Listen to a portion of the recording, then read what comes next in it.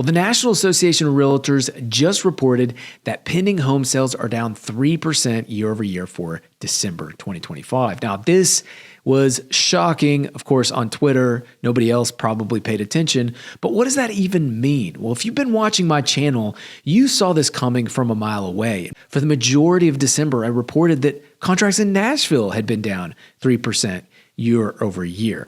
Contract volume is negative right now. Is it unaffordable? Is it an economic issue? That's a question I have, which is why the Nashville update I'm going to give you today is going to give you insight into what happens over the next few months. We're going to hit what happened with prices by county for 25 versus 24. We're going to look at contract volume and a lot of forward-looking metrics. So if you do enjoy these videos, if you find them insightful, please make sure to click the subscribe button and the notify, because a lot of times my opinion changes. The YouTube algorithm doesn't pick up on that, and then you won't be able to follow along. With that, let's get into the data. I had a buyer who was thinking about buying a house. It's actually in a neighborhood that a lot of institutional investors are in, American Home for Rent and what's the Invitation Homes. But here you can see in this neighborhood, home prices have been dropping. Single family homes by this size, the highs are getting lower, the lows have been getting lower. And so what we see here is home values since 2022 have dropped. What's crazy about this is my buyer, who was wanting to put $30,000 down, would be buying in a neighborhood where home values very clearly seem to be correcting.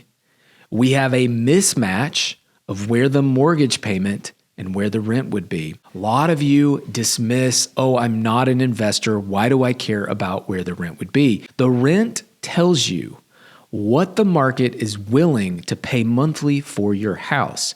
If you want to pay more than that, fine, but at least you know what the market is willing to pay monthly for your house. And in this case, this house, for his down payment, he would need this purchase price to be closer to $300,000 to get that rent to mortgage payment in parity. It would have to drop 25%. It's already dropped 10%. I told him, please don't do this. This is not the right price.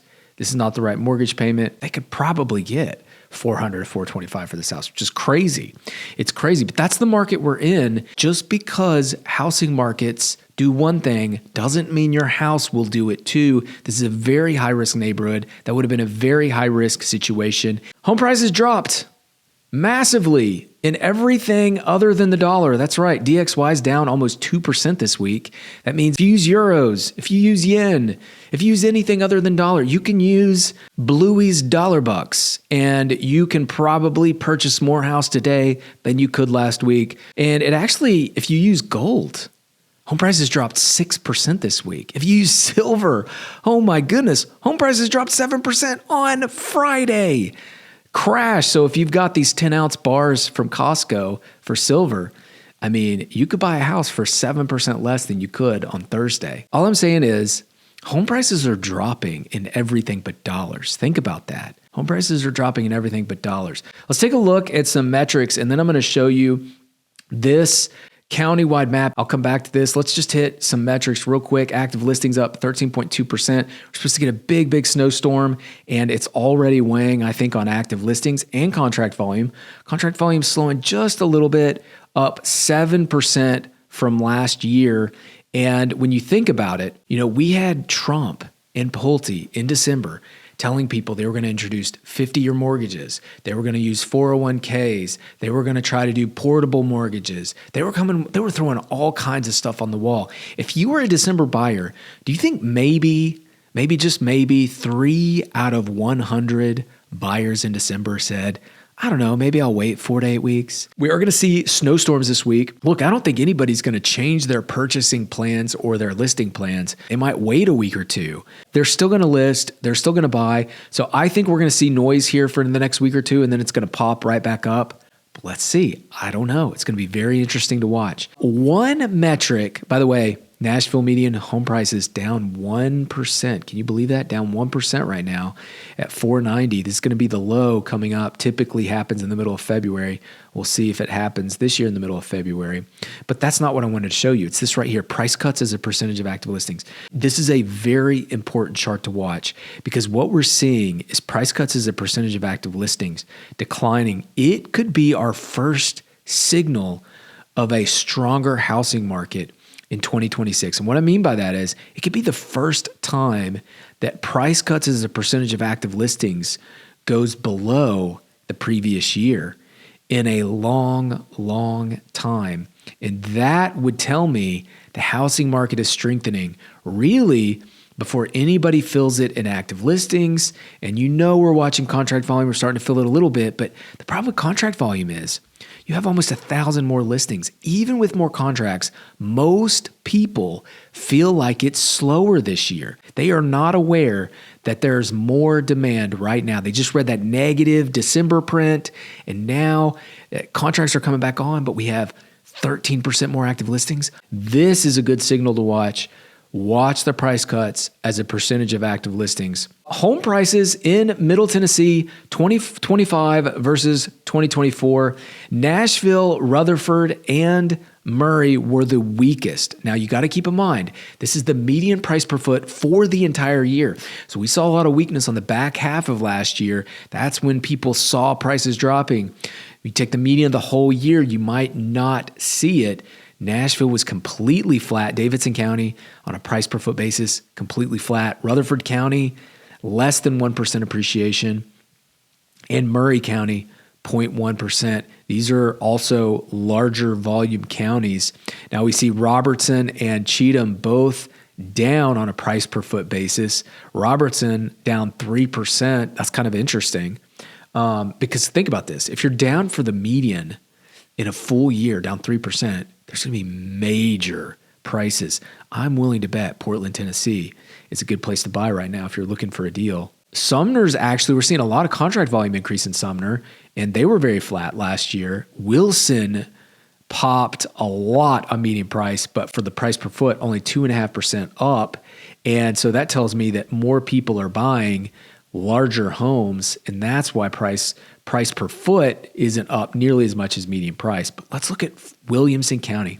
The median price in Williamson County is over $1 million. Y'all, this is 4,000 to 5,000 transactions that happen. And of those transactions that happen, more than half are over $1 million. Price per foot up 5%. Now, if you're in that College Grove area, you probably didn't notice it. But you know where I noticed it? I noticed it in West Haven. We'll get there in just a minute. But West Haven, which has been weak since 22 and has been weak with all the new construction, I think bounced back in 2025. You tell me what you think. There was a lot of supply there. So, it may still be hard. I'm not saying it's not hard, but I think it was a stronger neighborhood. Columbia, though, Murray County, we saw some major repricing in some neighborhoods in Murray County. Let's take a look at the neighborhood by neighborhood. You can see it here. Look at this. West Haven, price per foot up 6%. Tell me if you agree with that. I'd be really curious. The Grove, which I think the Grove has been soft.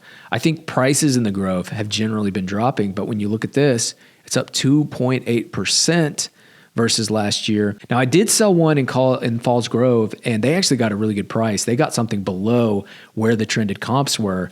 And I think the reason why is because it was soft there. And you can see here, prices were basically negative for the whole year. That's a big deal when you take all the transactions in a year.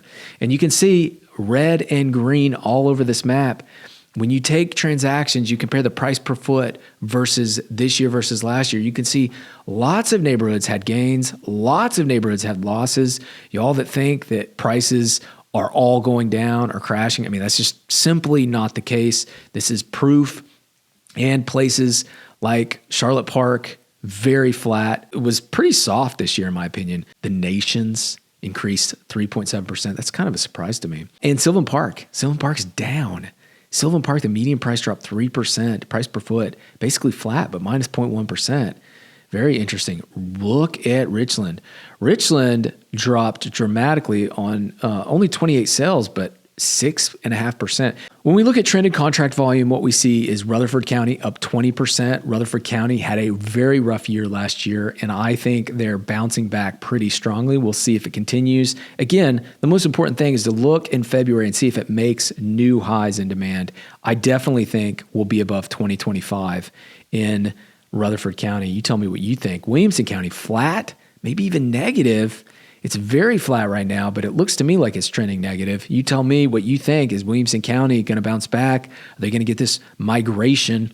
And Davidson County's up 9%, but it's more than it's just up 9%. Look at where all the past years. It's running ahead of all the past years, basically in line with 2023, which not any other county is really doing that. Murray up just a hair, but look, I mean, it's just bad in Murray. Lots of low contract volume in Murray. Oh, by the way, look at Sumner. Sumner's up 20% in contract volume, and look at that pop. Wow, Sumner may be hot this year. Let's take a look at $1 million houses, though. This is, to me, where the most important shift in our market is happening. $1 million homes are actually skyrocketing right now. You can see we have 263 under contract in the last 31 days. Last year at this time, it was like 186. It was like in the 180, 191. It's 263. When we look at active listings, we have 200 more active listings. So we've got plenty of active listings in this. It's not just that we're getting the contract volume, but we have plenty of supply compared to last year. And look at the price cuts, though. Price cuts are tanking. Houses that drop their price are getting absorbed pretty quickly. Anybody who's wanting to make a deal, part of me thinks $1 million houses are actually losing value and buyers are scooping them up. This is going to push the median value up, or the median price up, while home values may be dropping. Very interesting. Median price per foot. Let's actually look for median price, contract price per foot. You see median contract price per foot is actually in the lower end of the range. Again, this is suggesting that $1 million houses may be selling for less, and that may be what is driving the demand. I think there's a wealth migration happening from California, and actually, believe it or not, from Florida. Maybe I'll do a video about that. But in the end, I do think home values are dropping in the $1 million area, and I think contract volume is skyrocketing. We'll see if it continues, but if there's any area that looks to me like it is going to blow past previous highs, it's in the $1 million range. Pretty wild. If you are buying a house, you are not buying the housing market. Be careful out there. Make sure you're looking at your house that you want to buy in multiple different ways. With that, I hope you all have a great rest of your weekend. Be careful in the snowstorm. I look forward to seeing you next Saturday. Thanks for watching.